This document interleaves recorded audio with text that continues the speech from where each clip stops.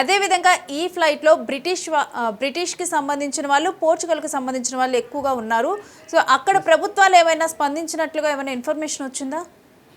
డెఫినెట్గా. ఎందుకంటే ఇప్పుడున్నటువంటి మనంతా కూడా ఒకప్పుడు మీరు అన్నట్టుగా 30 ఏళ్ళ క్రితమో 40 ఏళ్ళ క్రితమో ప్రమాదాలు జరిగితే ఆ యొక్క న్యూస్ ఒక దేశం నుంచి వేరే దేశానికి వెళ్ళడానికి కానీ లేకపోతే తెలియడానికి కానీ సమయం పడుతుంది. బట్ ఈరోజు ఉన్నటువంటి టెక్నాలజీలో 5 నిమిషాల్లోనే వైరల్ అవుతుంది. మరీ ముఖ్యంగా ఇక్కడ విమానయాన సంస్థలు కావచ్చు, ಮತ್ತು ఇండియన్ ఎంబసీ కావచ్చు, లేకపోతే మన ప్రభుత్వం కావచ్చు, ఇమీడియట్గా ఇతర దేశస్తులు అయితే ఎవరైతే ఉంటారో వాళ్ళకి ఖచ్చితంగా సమాచారాన్ని చేరవేస్తారు. ఖచ్చితంగా ఈ పాటికే అఫీషియల్గా వాళ్ళకి సమాచారం అందుతుంది. ఖచ్చితంగా 52 మంది, అంటే మనం లెక్కలు చెప్పుకున్నాం కదా, 52 మంది బ్రిటన్ దేశస్తులు ఎవరైతే ఉన్నారో, అదేవిధంగా 7 మంది పోర్చుగీస్ వాళ్ళు ఉన్నారు, ఒకరు కెనడా దేశానికి సంబంధించిన. ఎందుకంటే విదేశీ గడ్డపైన ఏదైనా ప్రమాదం జరిగినప్పుడు దానికి సంబంధించిన రూల్స్ రెగ్యులేషన్స్ చాలా పెద్ద స్థాయిలో ఉంటుంది. అదేవిధంగా ఇది గవర్నమెంట్కి సంబంధించినటువంటి వ్యవహారంగా మారిపోతుంది. ఇది జస్ట్ ప్రమాదం వరకే పరిమితం కాదు.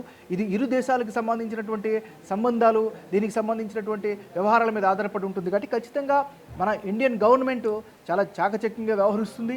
ఇమీడియట్గా ఎవరైతే చనిపోయారో, మరణించారో వాళ్ళందరి యొక్క లెక్కల్ని, వారి యొక్క వివరాలని ఇమీడియట్గా బ్రిటన్ గవర్నమెంట్కి, బ్రిటన్ దేశస్తులకి చెప్పే ప్రయత్నం చేస్తుంది. ఇంకా అవన్నీ కూడా తదుపరి జరగాల్సినటువంటి కార్యక్రమాలు. ఇప్పుడు ప్రజెంట్గా అక్కడ ఏంటంటే క్షతగాత్రులు, అంటే గాయాల పాలైనటువంటి వాళ్ళకి, దెబ్బలు తగిలినటువంటి వాళ్ళకి మెరుగైన చికిత్స అందించడమే మొట్టమొదటి పని. సో ఆ పని జరుగుతూ ఉంది.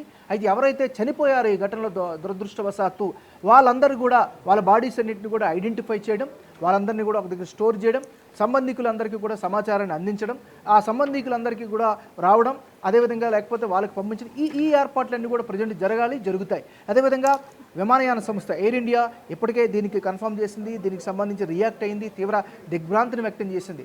ఇక తదుపరి ఈ ప్రమాదంకి సంబంధించినటువంటి కుట్రకోణాలు ఏమైనా ఉన్నాయా, ప్రమాదం టెక్నికల్గా జరిగిందా, లేకపోతే పైలట్ ముందుగా గుర్తించి ఇన్ఫామ్ చేసినా కూడా రియాక్ట్ కాలేదా, లేకపోతే ఇమీడియట్గా ల్యాండ్ చేయడానికి సేఫ్ ల్యాండ్ కోసం ప్రయత్నించాడా లేదా, ఒకవేళ సేఫ్ ల్యాండ్ కోసం ప్రయత్నించినా కూడా జరగలేదా,